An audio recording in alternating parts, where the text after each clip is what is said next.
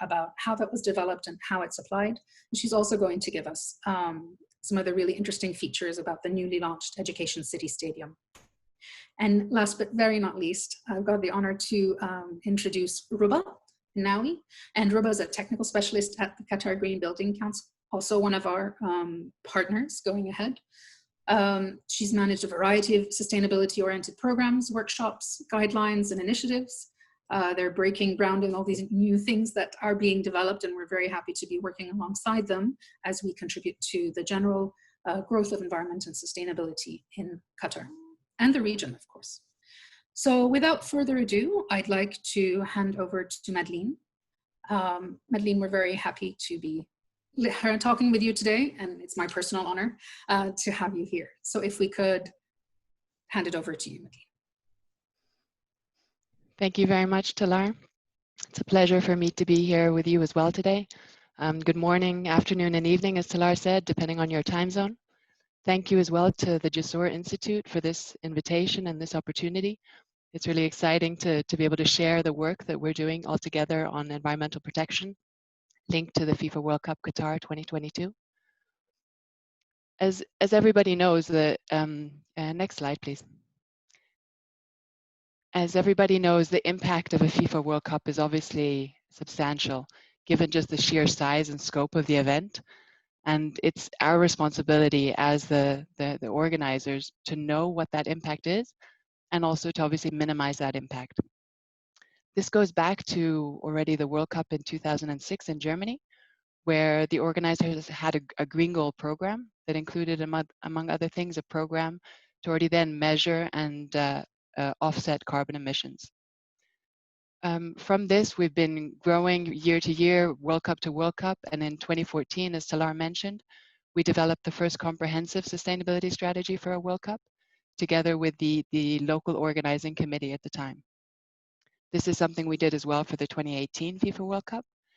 And there we've been focusing on topics such as, again, carbon management, but also waste management programs, sustainable building schemes, especially focusing on the stadiums as the largest infrastructure projects linked to a World Cup, and focusing on looking at the transportation, how to minimize the impacts of that, and also sustainable procurement. In 2016, FIFA was actually the first sports organization to join the UNFCCC's Climate Neutral Now initiative. And in 2018, we went even further to become signatories of their Sports for Climate Action Framework.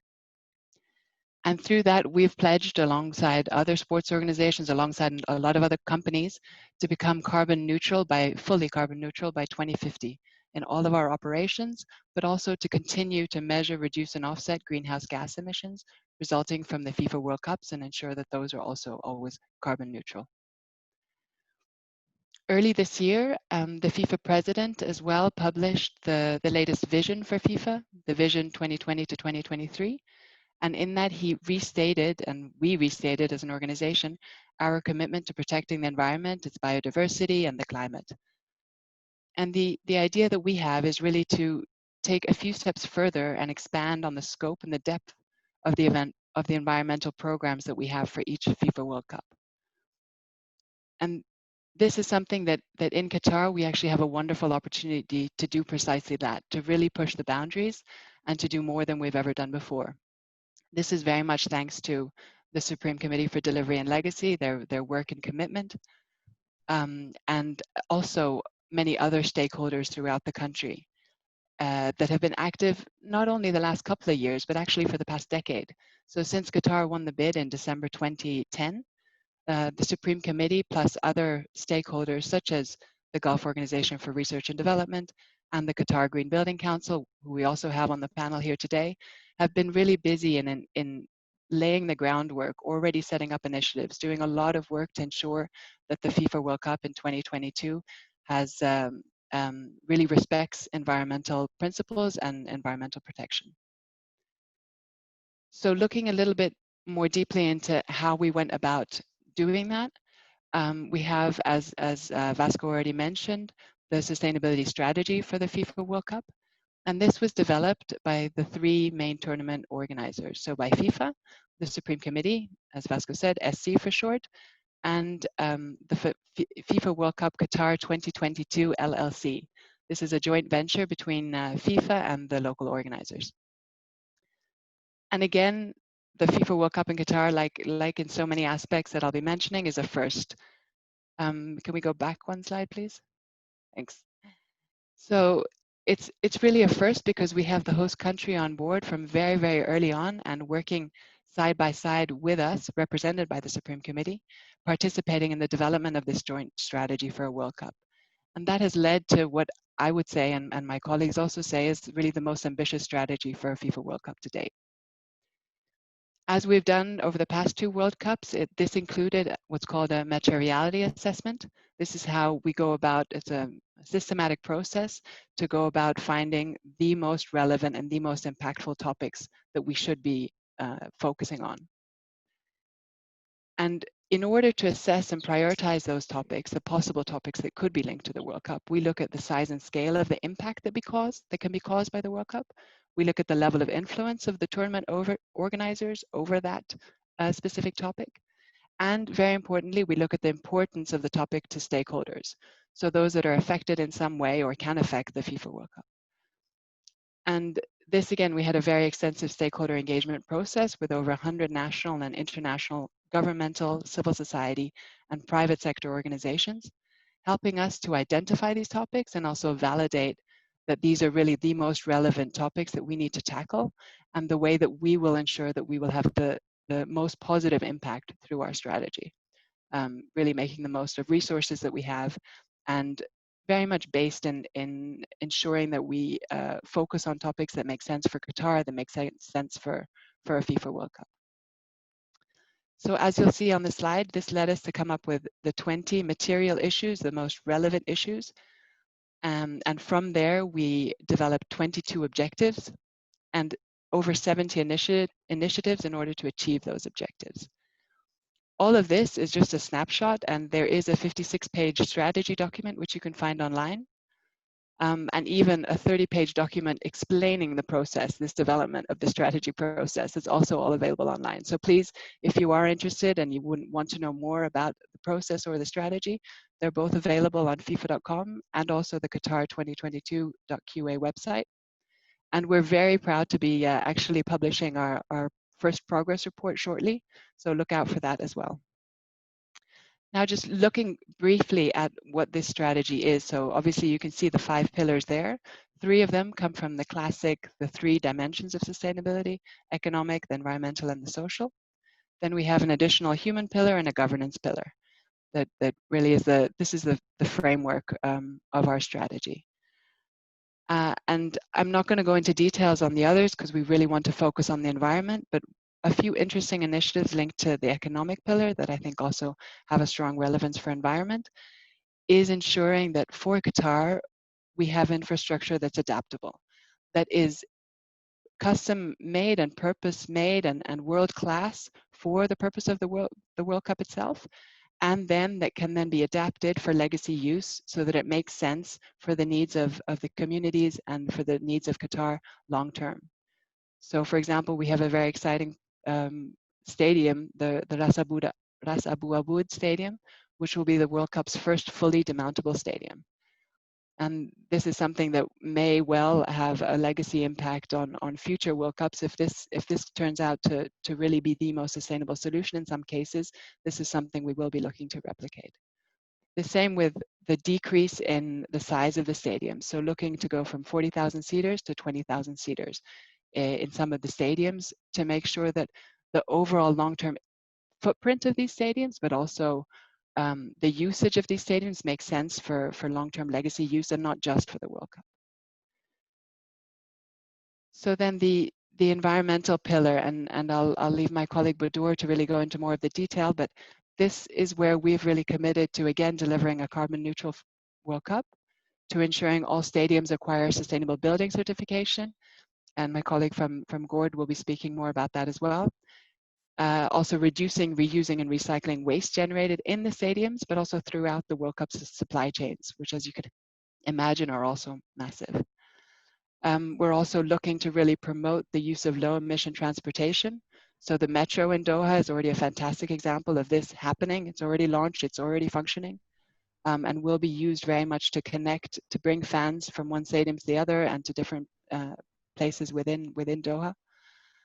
The public buses, and we're also really trying to push for the use of electric vehicles during the World Cup, and that's a first that FIFA is really pushing that hard on this front.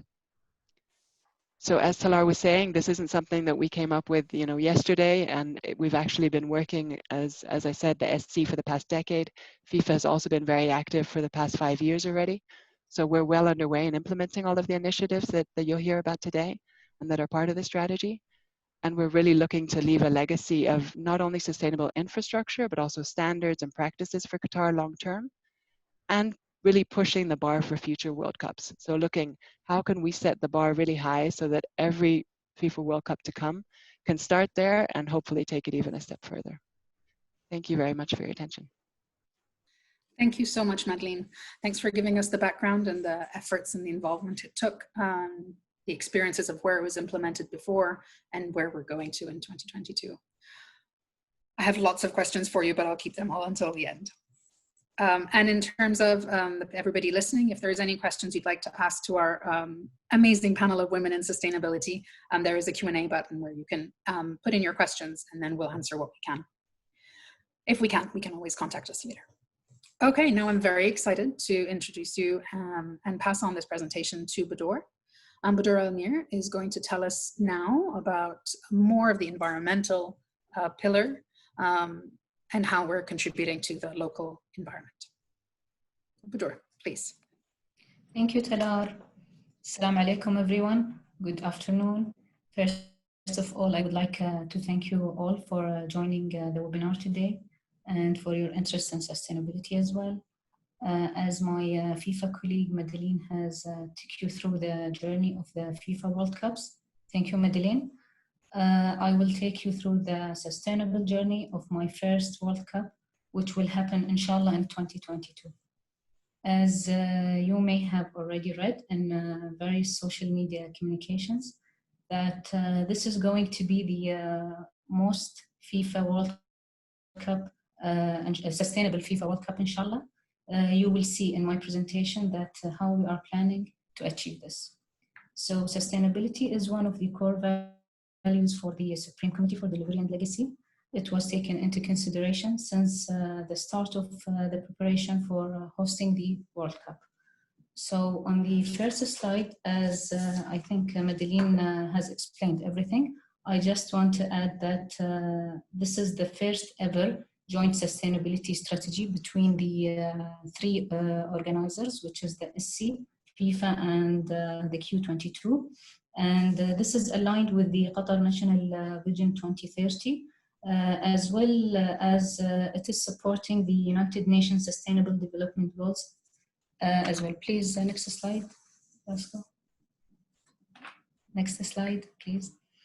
Today, as Madleen said, I would be covering the environmental pillar of the strategy. So the environmental pillar is having the objectives of delivering a world-class environmental solutions. It consists of 5 main objectives, which are sustainable building, carbon neutral tournament, air pollution, waste management, and water. Next slide, please. So on the first objective of the environmental pillar, we have been working with GORD to provide sustainable construction or green building certification for all our stadiums. Dr. Eiman, inshallah, will give us more details on that. Our key achievement, very recent 5-star GSAS certification for the Education City Stadium. We also received the GSAS Platinum Operation certification for Al Bodour Tower, which is our offices, and more than 20,000 hours of capacity building solutions.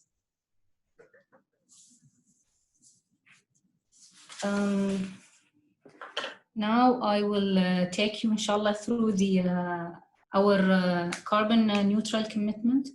As you are aware, this will be, inshallah, the first fully carbon neutral tournament. As a first step, We are finalizing our inventory on how much carbon the tournament will emit. We have already put the plans and implemented the projects to reduce the carbon emissions during the tournament. Some of the projects are our energy efficient stadiums, our energy efficient district cooling centers, the nursery. For the non-avoidable emissions, we already started procuring the offsets through the local provider, Global Carbon Council. Next slide, please. Yeah. As you are aware, the world is living in the pandemic environment, which has helped cleaning the air. For us, we have already done many initiatives to improve the air quality, which includes dust management on sites, air quality monitoring stations in our sites as well, and as well as green spaces development around our stadiums. Yesterday, we have published with GORD on the best practices in the dust management. I would really encourage you all to read the report and provide us with your feedback.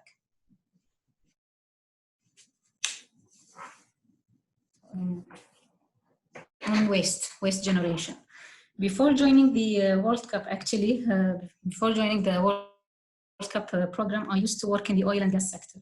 And I have very well learned there that nothing is waste. And therefore, we implemented waste management policies, which are utilizing world-class practices. Our achievement is in waste management have been following. Over of 90% diversion from landfill at some construction sites. We have completed the recycling system in Office Tower, and now we are preparing detailed operational plans. Last but not least, the water. As you might already know that in the Gulf region, we don't have much of natural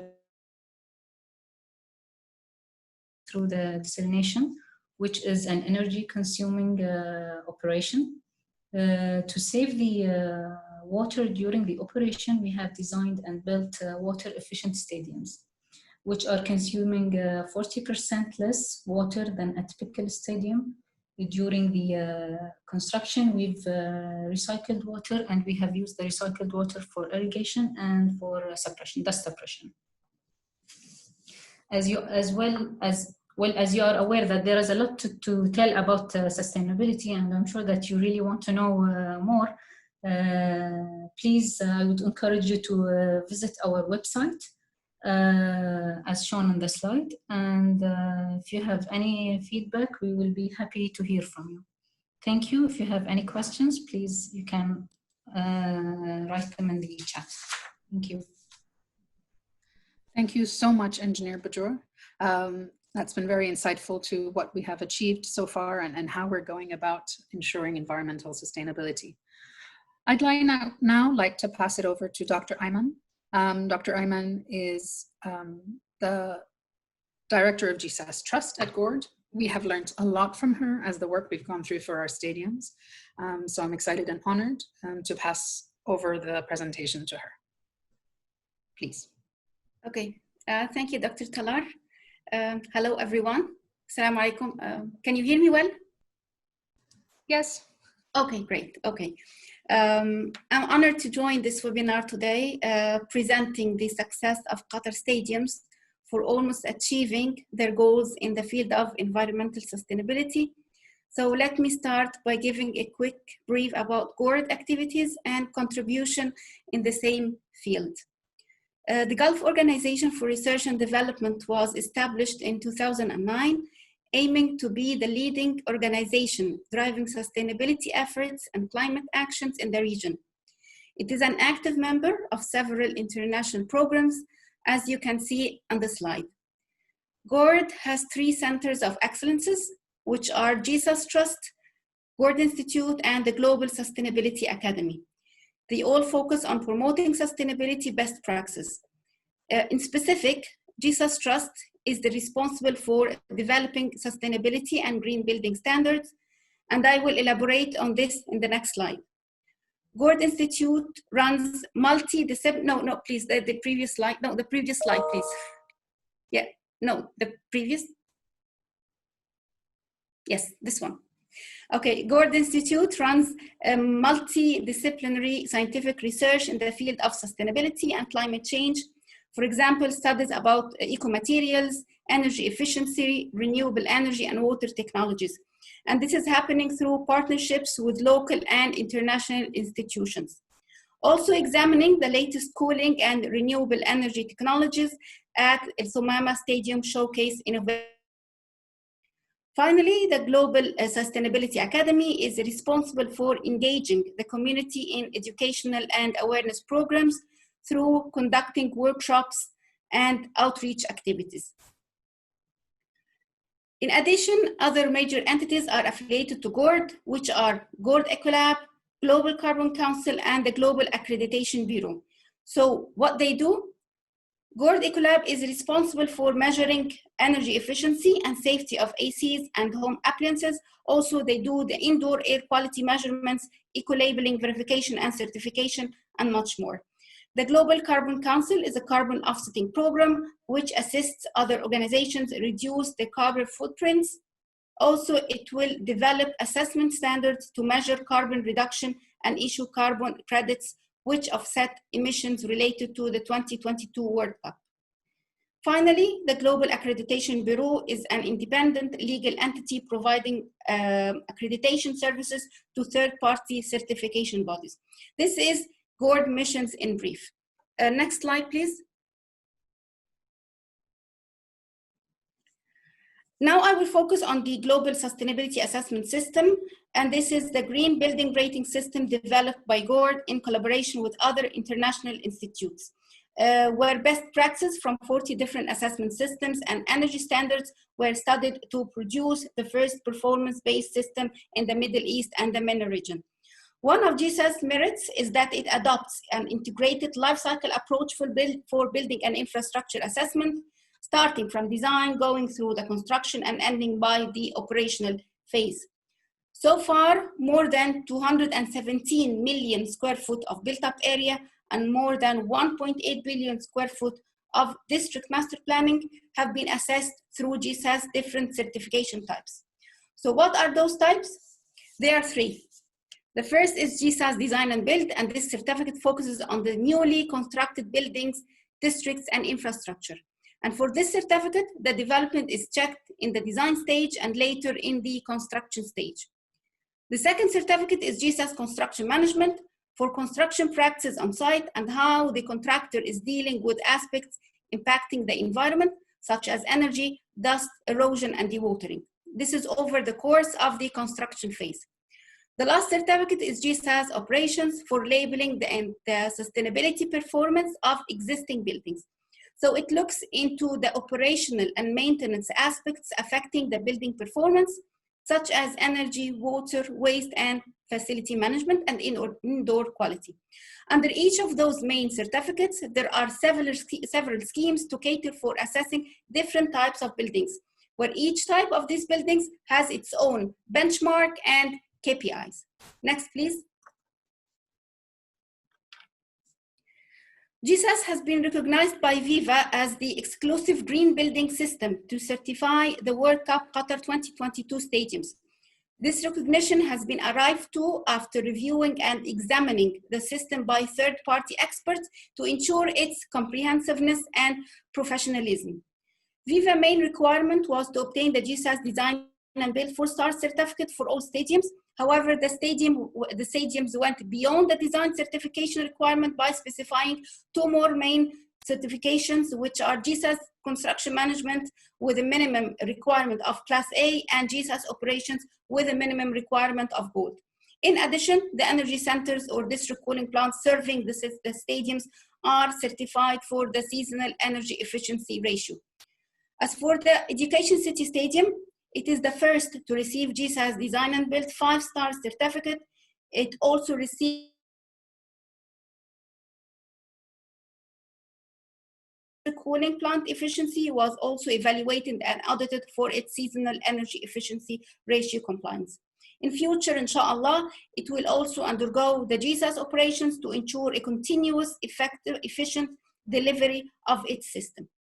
So now I will briefly outline the most outstanding green features of the Education City Stadium.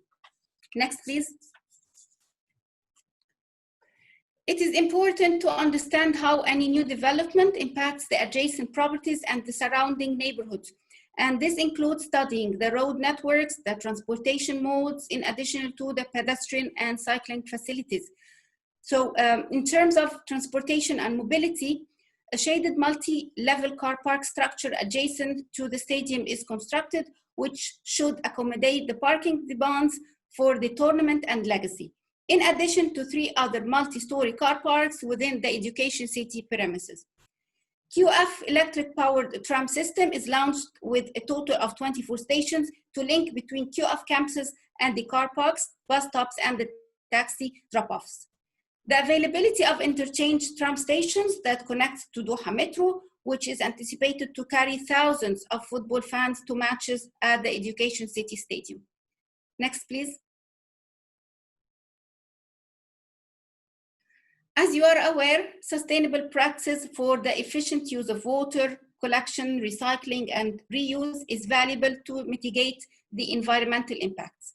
The stadium has installed low-flow water fixtures to reduce around 55% of domestic water use compared to conventional stadiums. About 75% of the landscaping is enhanced by an efficient irrigation system. The landscaping around the facility contains native and drought-tolerant flora to reduce water consumption. Also, to reduce water loss, organic mulching and gravel has been used to cover the soil without negative impact on flora. Next, please.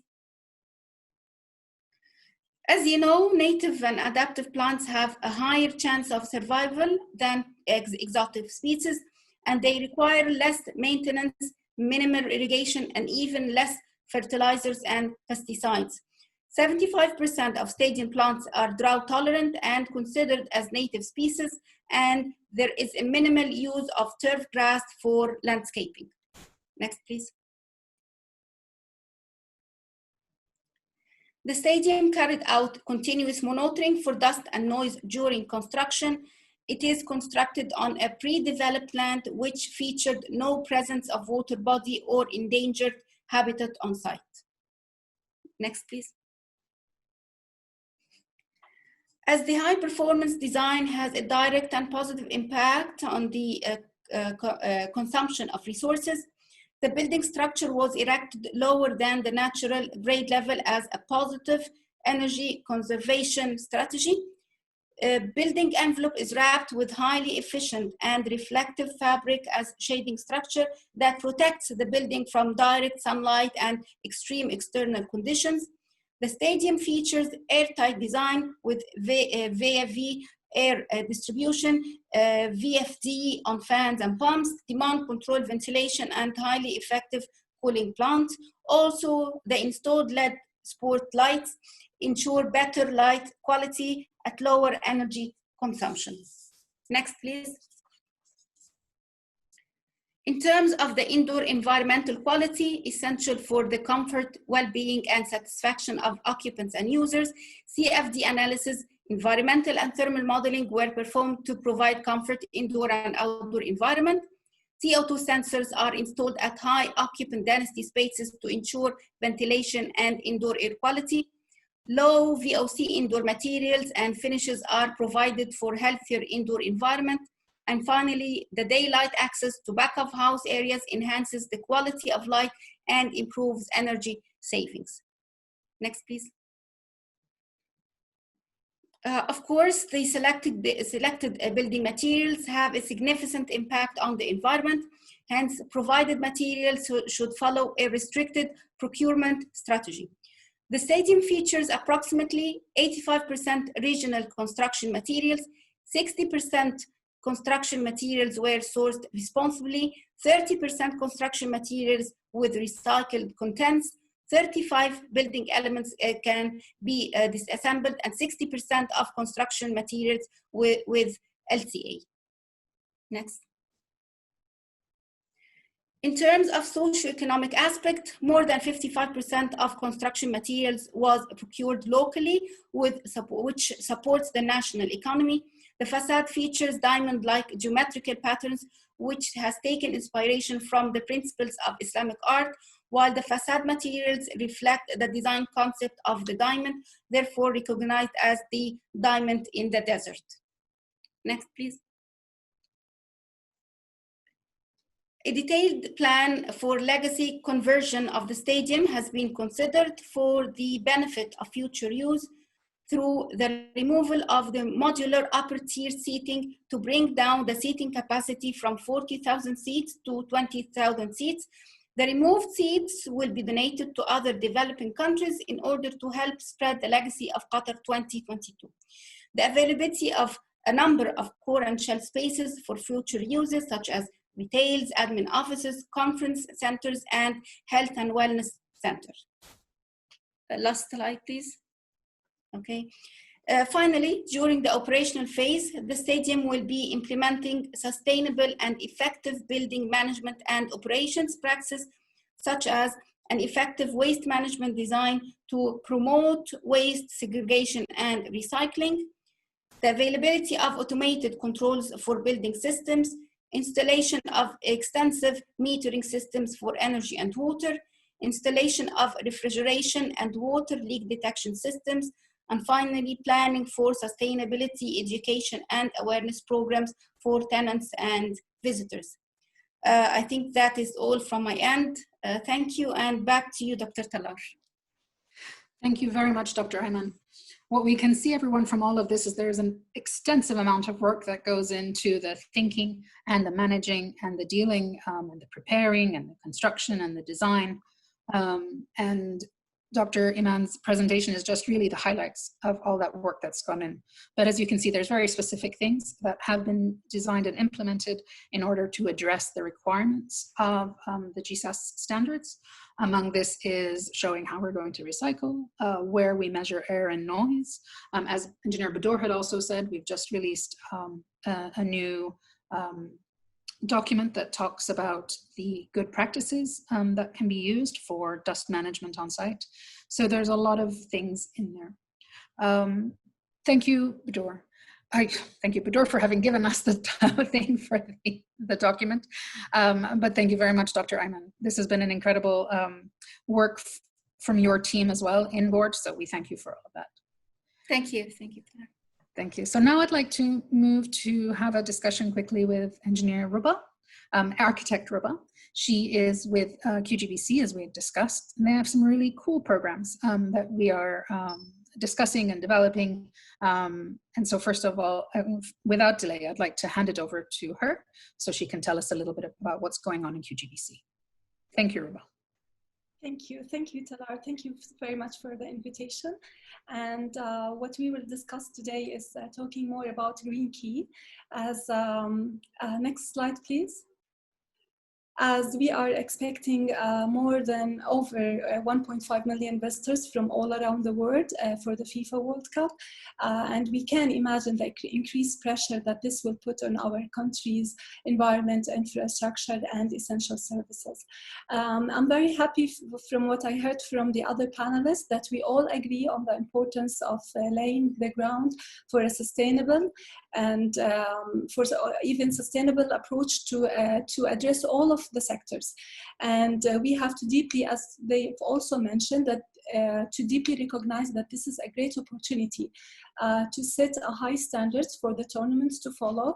And my addition here is to also encourage everyone to seize this opportunity to set the foundation for a resilient, greener, and sustainability and sustainable future here in Qatar. And this is the responsibility of all sectors. And the hospitality, as we've mentioned, is one of those sectors because of its great impact on the environment. We know that the tourism industry accounts for almost 5% of the global CO2 emissions, where we know that this accounts for almost 20% for hotels and accommodation. Now, unfortunately, here in Qatar, we don't have like exact figures and numbers and benchmarking tool, and this is what we at Qatar Green Building Council are working on establishing a benchmarking tool, and hopefully with the future work with the Supreme Committee on this.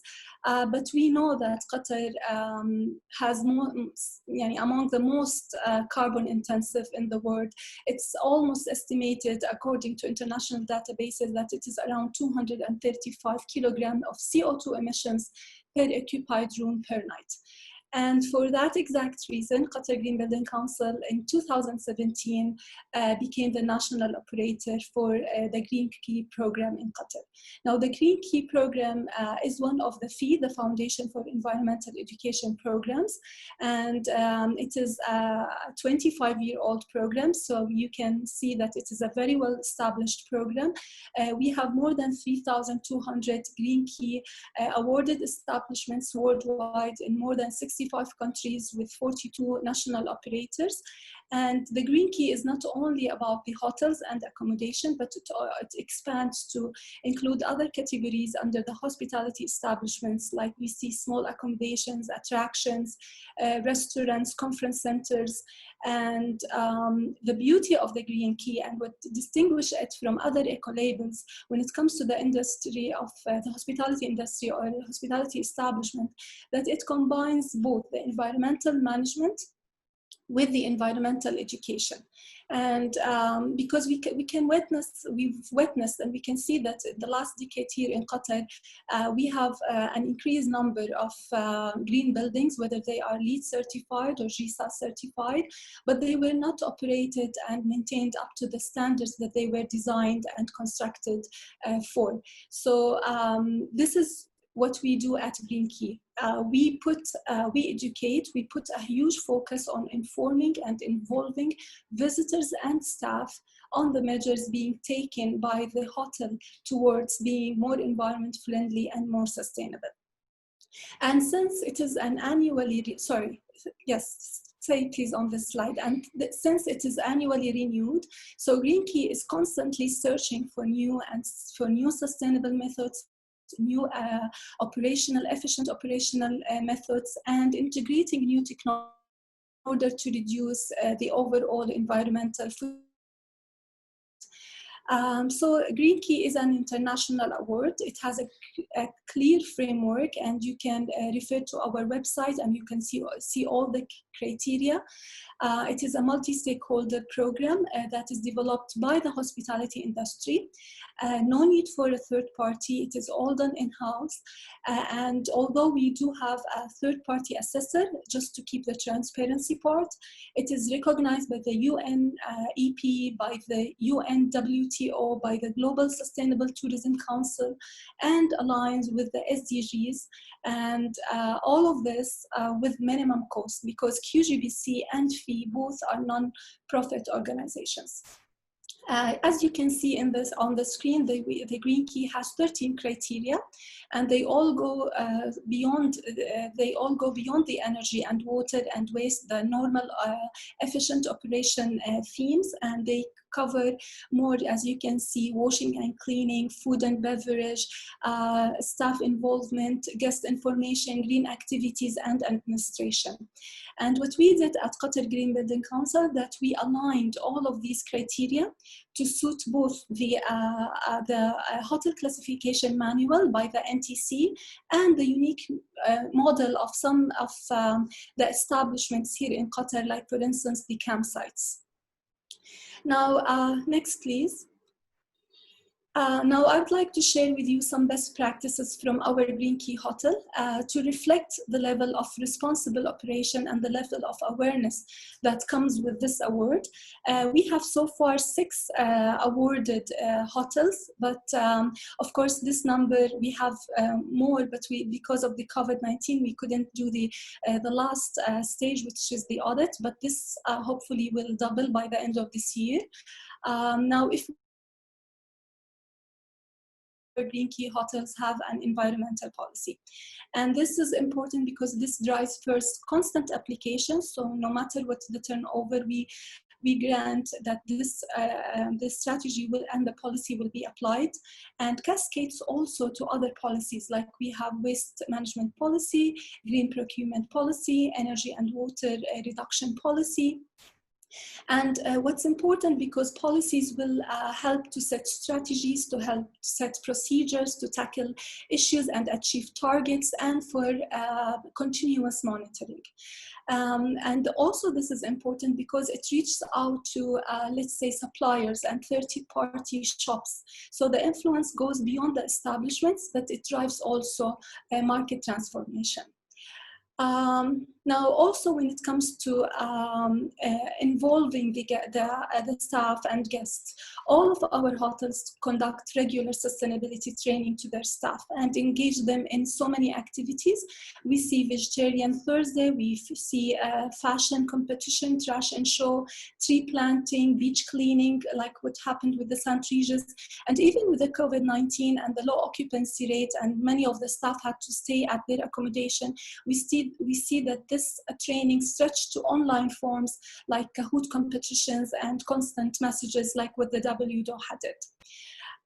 Many also of our hotels do engage their guests through sending continuous messages on their TV screens, changing linen and towel carts. We see Blue Point, like in Radisson Blue, make a green choice in all Marriott chain hotels, engaging activities like Earth Hours, donations, Right for Education to support the Above All Education Above All initiative. So all of this engage and inform guests about their sustainability measures. Also, the Marriott Marquis took a step further, and they shared their water and energy saving on their social platform, social media platforms, and thanked their guests for contributing and for taking part in this. Now, when it comes to waste, we can see that waste is a big issue, especially here in Qatar, because of it's a new concept, let's say, and we know that hotels do generate a lot of waste, and almost 60% of this waste can be recycled. So all of our hotels do have waste management policy following the 3 R's.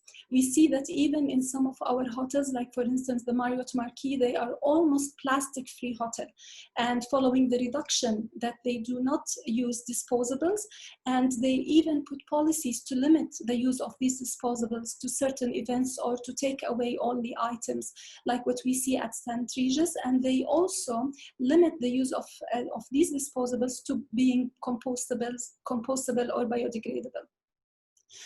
We see also at the Warwick Doha where they reuse all of their old linens and old furniture, and they upcycle and refurbish it to new items, to new furniture that can be used in the staff accommodation or in the staff area back of the house.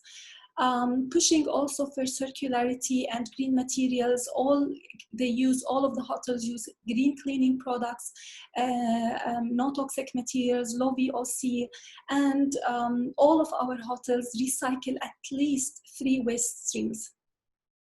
Now, regarding energy and water, besides, of course, the efficient fixtures and appliances, they put policies like low occupancy policy, preventive maintenance policy, and they do incorporate high-tech systems like the Sheraton. They do have guest room management systems, cart systems, smart irrigation systems. They also come with innovative solutions. We've seen in the Radisson Blue, they are collecting the AC water condensate and use it for irrigation of the landscaped area. In the Sheraton, they have created a man-made water lagoon for AC chillers. And all of this accounted at this very simple level for almost 12 to 15% in reduction in cost. Now, food is a big issue, and we know how much food waste do we generate, especially here in Qatar, but also our hotels give a great consideration for the footprint. Like they add more vegetarian options on their menus, they seize local and seasonal items, they do not offer endangered species on their menus, they increase the items or the products that are organic or that are fair trade.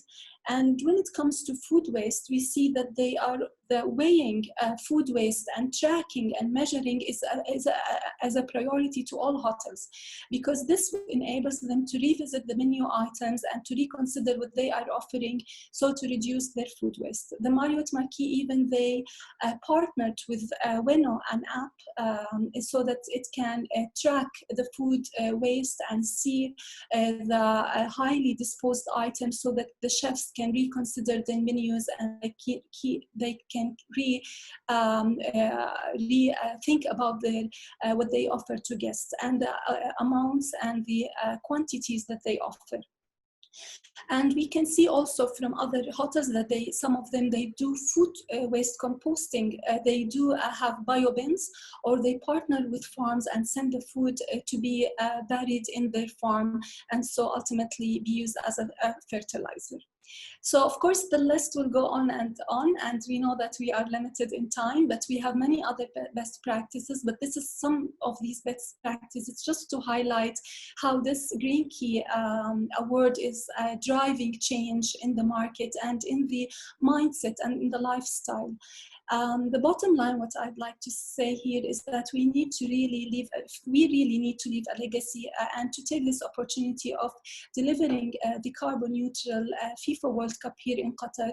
We should go beyond this. We should provide a sustainable framework and step-by-step guidance to the hospitality sectors toward being more responsible in their management, and to leverage on education and bringing awareness not only to the staff, but also to guests and to the community as a whole. We will face, of course, many challenges, and we know that we will face many challenges, just like we're facing now when it comes, for instance, for waste or for green cleaning materials. But I think that this is what will drive the market transformation, and this what will bring the attention of the government and other institutions to respond, to try to find solutions to solve these issues.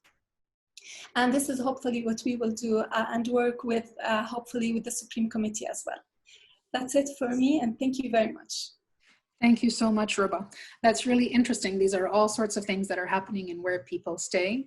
And often when we think about the tournament, we get stuck on only the stadiums, which of course is a huge part, but the whole country has to accommodate and has to be able to host all these people as well. And so thank you for the work that you're doing to take care of the other sectors.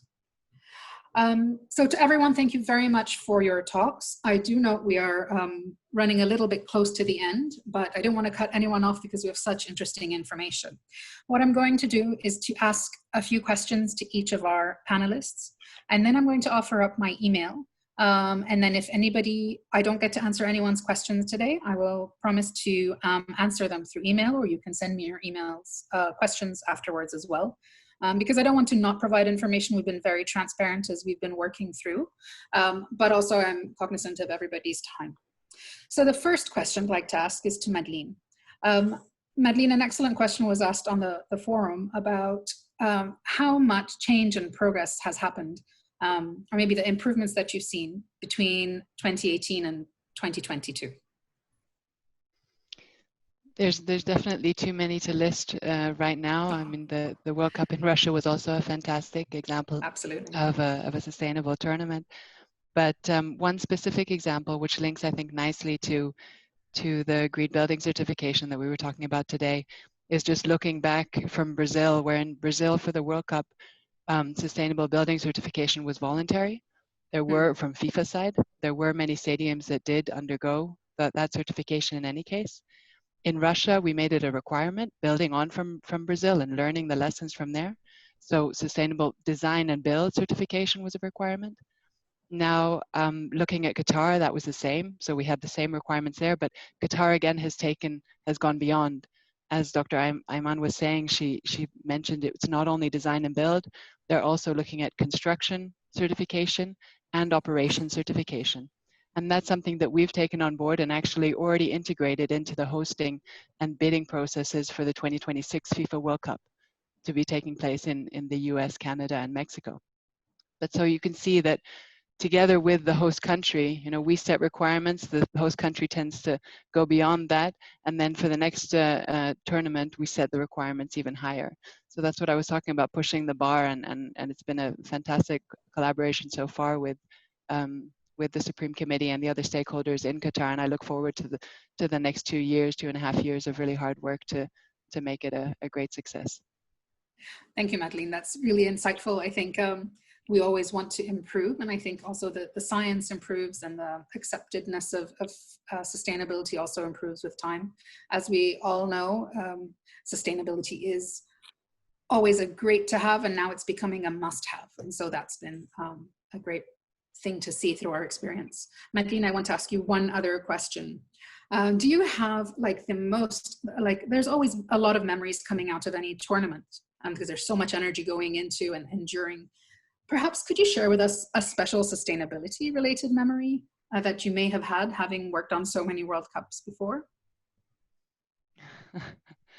There's so many, it's a little bit tricky to choose again, but definitely a great example of partnership and also sustainability was the waste management program in Brazil, where a lot of factors came together. So you had the government pushing for a new waste law, which was really pushing the boundaries. Then we had Coca-Cola as a commercial affiliate that came on board as a very strong partner in the recycling program especially.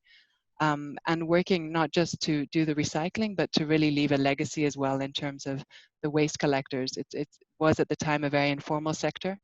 And to bring these people in, to do the capacity building, to give them the experience of working in a World Cup environment, and to keep following through with that. So we had a local partner that was very dedicated to the topic and was very interested in pushing this agenda, and was also very supportive in terms of the awareness raising. So we used Fuleco, the mascot for the Brazil World Cup, to really push that message, to educate people about recycling. And to increase the amount of recycling that was done. So we actually exceeded the targets by I think about 35% of the recycled material that we were hoping to recycle at the World Cup, and that was very much thanks to that partnership, really government, corporate sector, and FIFA all coming together in that project. Well, thank you for that. Very interesting. Let's see what our mascot ends up being and how much we can convince him to work on the recycling part as well. Thank you so much, Madleen. Engineer Bodour, to tag through to that, we've been asked a few questions about recycling and what we're going to be doing in the tournament. Again, everyone, the information is available on the sustainability strategy that's online. We can send links after. But Bodour, one of the interesting questions that came up were about the plans to work with water and liquid wastes. So we know a lot about paper recycling and all of this work that we're already doing. But I'd like to ask you the question about recycling and reutilization of liquid wastes in the environmental pillar. Could you give us a brief about that? Yeah, well, currently we are using the nationwide management system, waste management system, I mean, where the liquid waste goes to the treatment facility, and we use the treated sewage water for irrigation and flushing. Regarding the use of fertilizer, MME is already having a facility, and currently we are in discussion with them to procure and use fertilizers that is generated from that waste. Fantastic. And then just to tag on to that, we talked about waste, but could you tell us a bit about how we're monitoring air quality, especially during construction, and as well how we're going to monitor during the tournament? Well, during the construction, we have had continuous air quality monitoring in various stadiums where the data is collected and shared with the GORD, for certification, and with MME as well for compliance purposes. During the tournament, we are planning, inshallah, to monitor the air quality through air quality monitoring stations, which will be situated in our stadiums. Excellent, thank you. I'm going to ask, I know we're getting short on time, but I'm going to ask one small question to Dr. Eiman and Ruba, and then one final question for everyone to give their like super short encouragement message. So Dr. Eiman, you've talked a lot about the green buildings, but can you tell us a little bit about the latest scheme that you've launched, the EcoLeaf scheme? Okay, yeah, okay, thank you, Dr. Talar. Actually, in a quick brief, GSAS EcoLeaf is a new unique scheme. It focuses on the temporary facilities as the camps and festival sites unlike all other certifications focusing on the permanent buildings. This scheme evaluates the design and operational aspects that have the most lasting environmental impacts, following a prospective assessment approach. In this approach, specific requirements against each criteria are listed for the project to fulfill. There are 17 criteria, including some specific criteria to this scheme, like the risk management, supply chain management, infrastructure management, and landscape management. Fantastic, thank you. I think we're all interested to see how that rolls out as well. Ruba, one quick question for you. I know the answer isn't very quick, but I think it's a really interesting point to bring up. The QGBC is very linked to the International Well Building Institute, and the Well Building Institute has currently started developing a standard for post-COVID utilization of sports venues. Could you give us a quick brief about that, and then perhaps we can send additional information after the talk?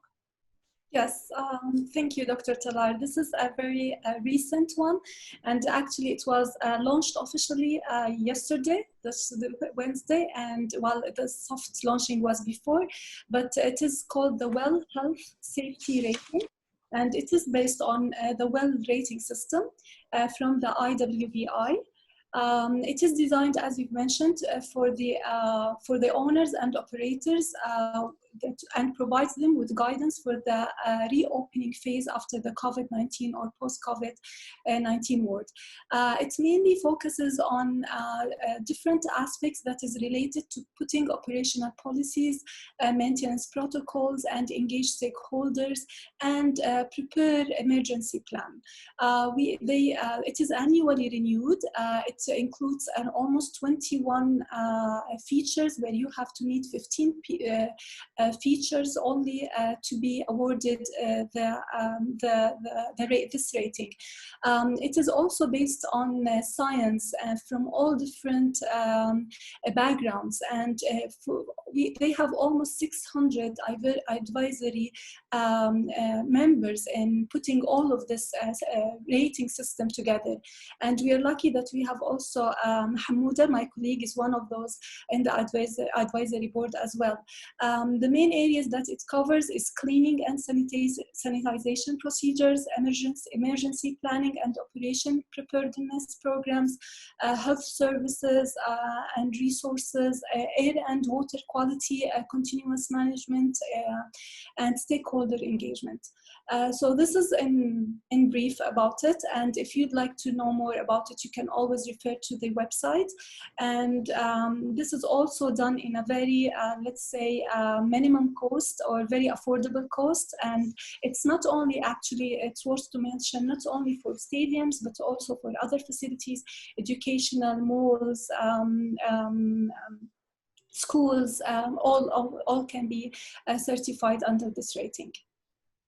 Fantastic, thank you, Ruba. I think that's a really prompt response to a pressing current issue, and we'll be looking forward to learning more and getting further information as we come on board. Okay, everyone, last question as fast as you can answer, and we'll start in the order that we did the presentations. My question is, to everyone listening today, while we are doing a lot of work in organizations in our professional life, there's a lot of work that we can do on our personal levels. And so that means there's a lot of things that people can do at home. It's not just what we can do through work. So could we please recommend one thing that the listeners could do today to contribute to a greener future? Madleen.